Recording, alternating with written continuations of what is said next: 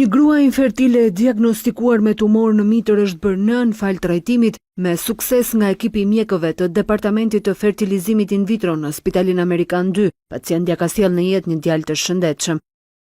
Mjeku obstetër, ginekolog dhe specialisti i IVF-s Elton Peçi tregon se si me anë të trajtimit multidisiplinar pacientja mposhti kancerin dhe më pas arriti të bëhet nën përmes fertilizimit in vitro.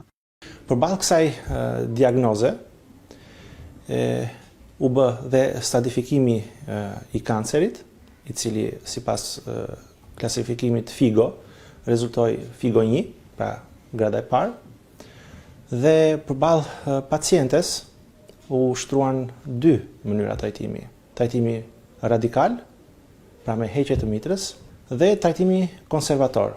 Pacienta vendosi për terapin konservatore, pra me ruajtje të mitrës. Në fund të gjithë këtij trajtimi, pam që biopsia filloi të tregonte shenja përmirësimi çdo 3 muaj derisa e fundit rezultoi pa kancer.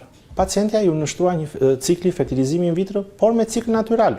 Rezultoi në një shtatzani dhe pas 9 muajsh në lindjen e një fëmije të shëndetshëm, një djali me peshë 3960 gram.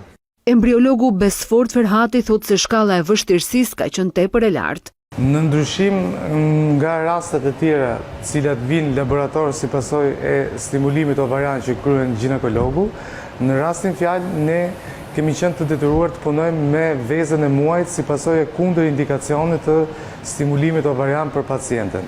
Natyrisht dhe procedura është shumë e kufizuar dhe e limituar vetëm në vezën e cila merret çdo muaj nga pacienti. Shkalla e vështirësisë është goxha më e lartë se një rast në cilin ti ke një numër vezësh më të lartë. Mjekët shprehen të lumtur për suksesin e këtij rasti tepër të rrallë, ndërsa nëna dhe djali gëzojnë shëndet të plotë.